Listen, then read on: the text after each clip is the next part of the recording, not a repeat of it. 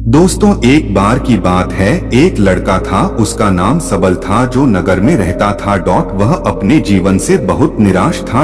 उनकी निराशा का कारण यह था कि वह अब तक अपने जीवन में कुछ नहीं कर रहा था। उसके माता पिता उसे ताने मारते थे कि आपके सभी मित्र कुछ न कुछ कर रहे हैं, लेकिन आप अभी भी घर बैठे हैं। दोस्तों के बीच भी अक्सर उनका मजाक उड़ाया जाता था। वह कहीं जाता तो लोग उससे पूछते कि आप क्या कर रहे हैं। उसे यह बताने में भी शर्म आ रही थी, वह कुछ नहीं कर रहा था। धीरे धीरे उसने रिश्तेदारों से मिलना जुलना कम कर दिया और लोगों से मिलना भी बंद कर दिया। वह ज्यादातर समय घर पर ही रहता है। वह अकेला रोता है और भगवान को कोसता है और अपनी किस्मत को दोष देता है। अब उसे अपना जीवन बोझ लगने लगा था। कभी कभी वह सोचता कि कब वह कुछ करने के योग्य बनेगा, और फिर वह सोचता कि जिंदा रहने से अच्छा मर जाना है। एक दिन वह अपने नगर की एक गली से गुजर रहा था। तभी उसने देखा कि एक उपदेशक दुख और परेशानियों पर उपदेश दे रहा है।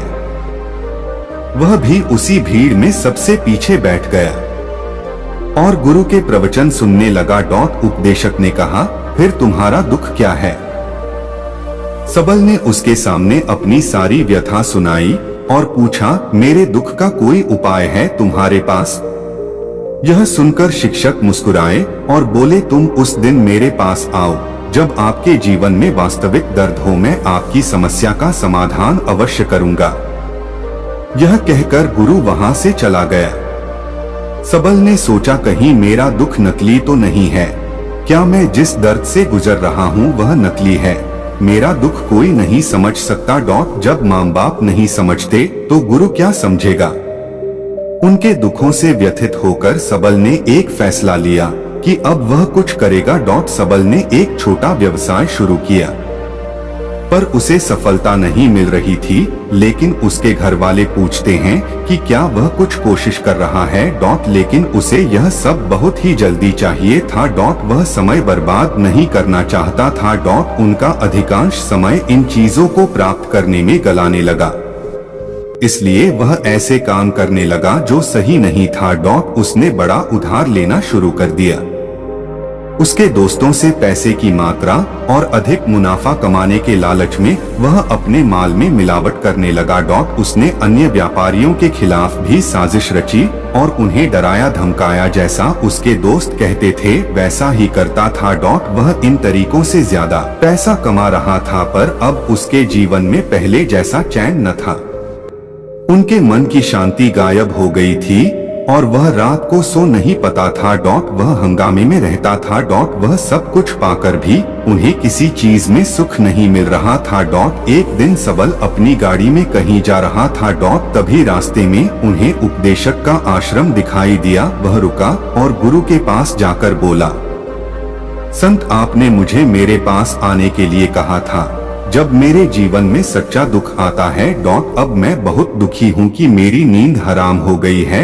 मुझे कहीं भी शांति नहीं मिल रही है। इस प्रकार सबल ने अपनी सारी समस्याएं गुरु को बता दी। गुरु ने कहा, जब तुम पहली बार मुझसे मिलने आए थे तब भी तुम किसी दुख में थे। आपने उस दर्द से क्या सीखा? सबल ने कहा कि सिर्फ सोचने और चिंता करने से कुछ नहीं होता। आपकी दृष्टि को सच करने के लिए यह कार्रवाई करता है, और सिर्फ काम करने से कुछ नहीं होता, परिणाम भी मिलना चाहिए। जब आपको लगता है कि आपका लक्ष्य हासिल नहीं होने वाला, तब राह में चाहे कितनी भी मुश्किलें आ जाएं, मन कितना भी निराश क्यों न हो, कितना भी लगता हो कि अब कुछ नहीं होने वाला है, तभी विश्वास करें, मैं जो भी कर रहा हूँ उसमें अवश्य सफल होऊंगा। सबल ने कहा कि ये क्या हो रहा है, मेरी जिंदगी में अभी दुख नहीं है, तो आखिर असली दुख क्या है? गुरुजी ने सबसे कहा कि पहले आप मुझे बताओ, आपने अपने दुख से क्या सीखा? सबल ने कहा कि मैंने वह सीखा जो लोग हमारे जीवन में आते हैं, वह हमारी सफलता और प्रगति के कारण वो हमें धोखा जरूर देंगे, क्योंकि बुरे समय में वे हमारे साथ नहीं खड़े होंगे।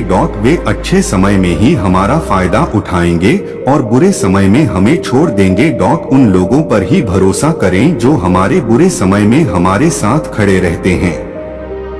लेकिन ऐसे लोग बहुत कम होते हैं, लेकिन जिनके पास है उन्हें उनकी सराहना करनी चाहिए, उनका अपमान नहीं करना चाहिए। दोस्तों, उम्मीद है आपको यह कहानी पसंद आई होगी। अगर आपको यह कहानी पसंद आई हो तो अपने दोस्तों और परिवार के साथ जरूर शेयर करें। आपका कीमती समय देने के लिए धन्यवाद।